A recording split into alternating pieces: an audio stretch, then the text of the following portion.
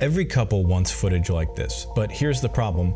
At a real wedding, you get maybe 20 minutes for portraits. The photographer is sometimes running them, and the couple has never been on camera in their lives. So here's exactly how I get these shots anyway, including 3 prompts I use at literally every wedding that I film. If we haven't met, my name is Pete Magazoo. I'm a wedding videographer, and we're gonna jump right into this. Portraits are my favorite thing to film at a wedding. You get to be the most artistic.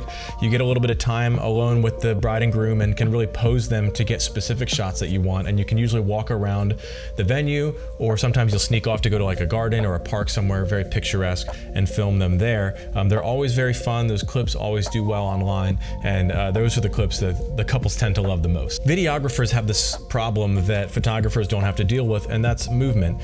Photographers can just snap and click and take as many pictures as they want, put people in different poses, and take these beautiful pictures, but when it comes to videography, a wedding film will be stale if the only thing that you're seeing is people frozen in different poses, not moving or looking at a flashing camera or something like that. So the problem is that it looks stale when people are motionless, standing still, or posing for photos. The solution then is to create prompts that encourage movement. Sometimes I'll even tell my brides and grooms, hey, as you're doing these positions, feel free to add a little bit of motion to it. Swing your arms, swing your hips, bump into each other, give each other a kiss unprompted. There's all these different cues that you can set your brides and grooms up with ahead of time so that as they're posing for the photographer, they're also remembering to move around for you. Can they put their hands down and go to that? Yes, we're gonna start down. Yes. Forget that Pete's here, he cares about stuff. Hands down, I'm gonna say kiss, everyone cheers, you guys kiss. And I know in your head you're like, I'm gonna cheer. Just like double, whatever you think you're about to do, just do like double what you think you should, so it's just gonna be over the top. Nice. So if you get one thing from this video, it's to incorporate movement in your portrait sessions. Again, you can do that by either pre-prompting the photographer and your bride and groom to say, hey, as you're doing these poses, incorporate movement. And then throughout it, you can even just say, hey, don't forget to move around a little, swing your arms, let's have some movement here. Or 2, prompting people with prompts that encourage movement. Go for a walk, swing your hips back and forth, swing his hand in your hand, go for a kiss, dipper. All those things are incorporating movement, and movement is going to make your footage feel so much more alive, so much prettier. Okay, so here are the 3 prompts that I do at basically every single wedding. Feel free to copy them, steal them, use them in better ways than I am, and I'd love to see your work, or if you think there's a way for them to be better, feel free to put that in the comments as well. The first prompt that I do is very simple. I have the couples face each other, and I usually stand on the groom's side first. I have the groom gently, keyword gently, hold the bride's face with his right hand, like basically holding her cheek. Then, and this is very important, I tell them to look into each other's eyes and don't say a word. Every time I do this prompt, this moment becomes so serious, where I have the brides and grooms not talking to each other, but rather just looking into each other's eyes. Sometimes I'll even prompt them, telling the groom, picture her walking down the aisle. Picture the time you proposed to her, to have them picture these memorable moments as they just look deeply into each other's eyes with no talking at all. And then as that's happening, you can literally see the emotion on their faces. Then I tell them to go for a slow kiss. A lot of times as I'm doing this shot, I also try to pan around them in a little orbit as they go for the kiss, which creates additional movement and just makes the shot look a lot nicer. All right, same thing. Okay, you're looking in each other's eyes. And slowly go in for a kiss. Come off back to each other's eyes. The second prompt that I do at every single wedding, I never miss this one. And you don't even need to do it during the couple's portrait session, but at any time when you get the bride alone and the groom alone, I always have them do this. First, I'll set the shot up with the best lighting and best framing that I can. And from there, I'll instruct the bride or groom, whoever it is, to look right into my lens with a neutral face. No smiling, definitely no frowning, but neutral face. And I tell them I'm gonna go 1, 2, 3, give me a big cheesy smile. And I hit record.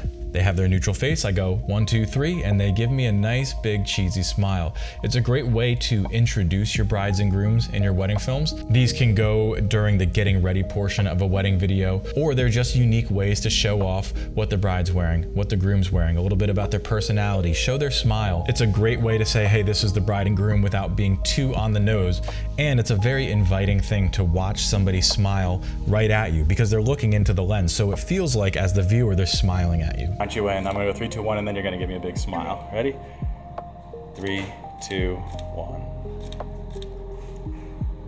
Adorable. You're just gonna be staring at my lens and then smile, all in kind of one motion. So looking right here, 3, 2, 1, smile. Beautiful. And the third prompt for this video is one that you can really get creative with. And again, it creates very picturesque, movement-oriented shots that will really make your wedding films look even better. So what I do during the portrait time, or really anytime I see a beautiful backdrop, I frame up my bride and groom, and then I tell them to just slow dance together. It could just be a sway, maybe they work in a spin, maybe they do a little waltz. If they have something choreographed for their reception entrance and they want to practice that, as long as it's not too extravagant, of course, I'm looking for just that slow motion of them swaying together, enjoying each other's company. And a lot of times I'll actually get these shots from very, very far away with a very wide frame. I specifically like to look for these when there is like a hilltop and the sky behind the hilltop, and I look up at the bride and groom on the hilltop using the sky as a background.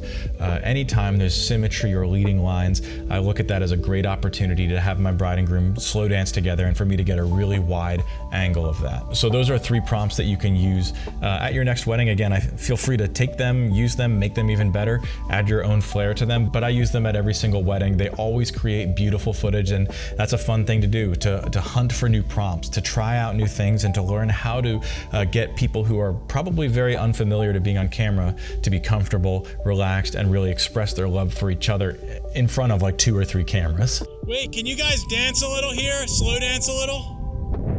Go ahead and kiss her. Yes. Okay. So back to the wedding portraits. Another thing you're going to run into when filming wedding portraits is working with the photographer or photographers.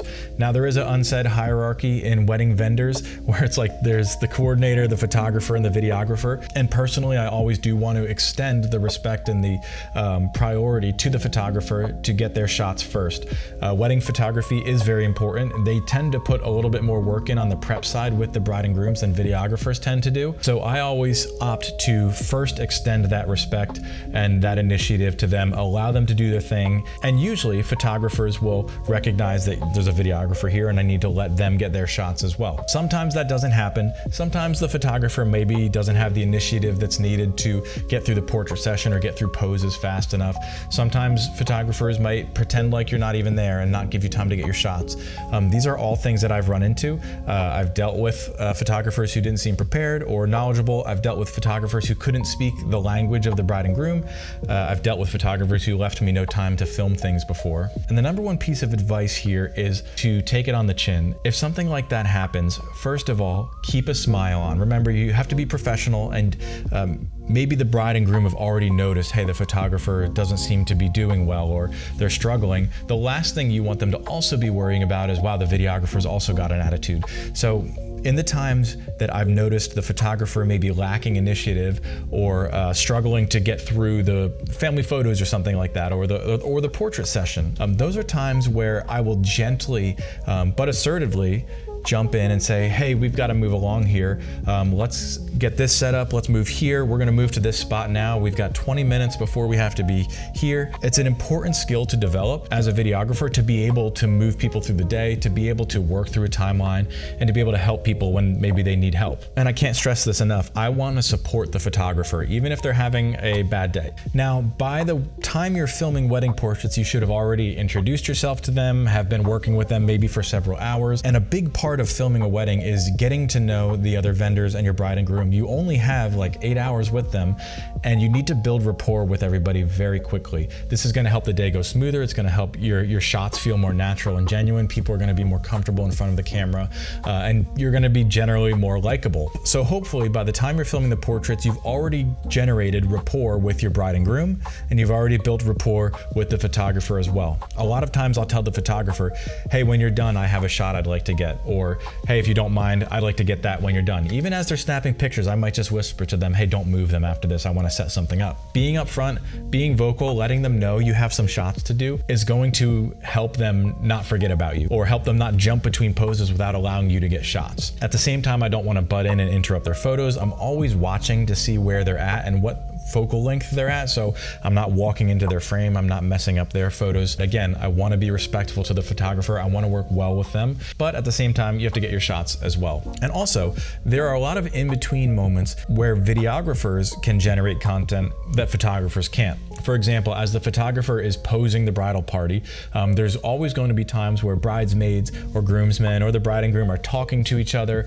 laughing, maybe something funny happens. I'm always filming in those moments, those transition moments, the in-between family photos actually being taken moments when grandma stands next to the bride and says, "Oh my gosh, you're so pretty." I'm looking for those moments as well. So just because the photographer's in the middle of something or everybody's not posed yet, always be on the lookout for creative shots that help share the emotion of the day. Next, really quickly, I want to touch on two things. That's camera settings and how to use the light that you have.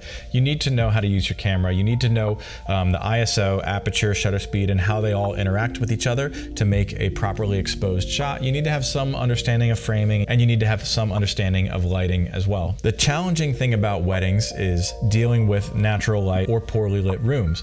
Now, many videographers bring lights to weddings. Personally, I don't bring lights to weddings. I film on Sony FX3s and they tend to do amazing in low light. But while someone like me might advertise themselves as a natural light wedding videographer, there are plenty of videographers who bring full light kits and setups to light a ballroom or accentuate natural light. That's really up to you how complex you want to get with your lighting setup. So if you're like me and you're just going off of natural light, you've really got the sun and whatever reflection and ambient light there is. And the sun allows for a lot of creativity in different types of shots. You can do silhouette shots, you can do side lit shots, you can do fully front lit shots if you want. That would probably be the only thing I avoid, is just blasting people head on with the sun, especially when the sun is up high, you know, between the time of like 11 a.m. and 3 p.m.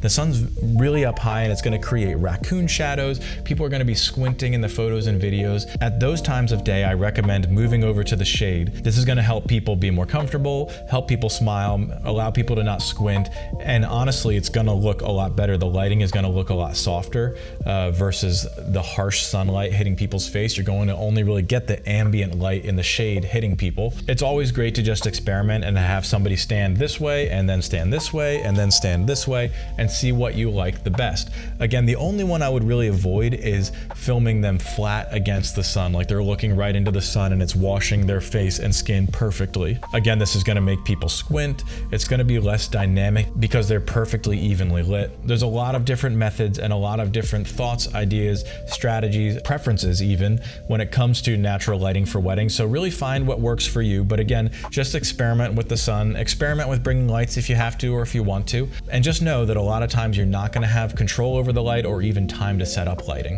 Have a kiss right here. Amazing. Now we're good. Good to go.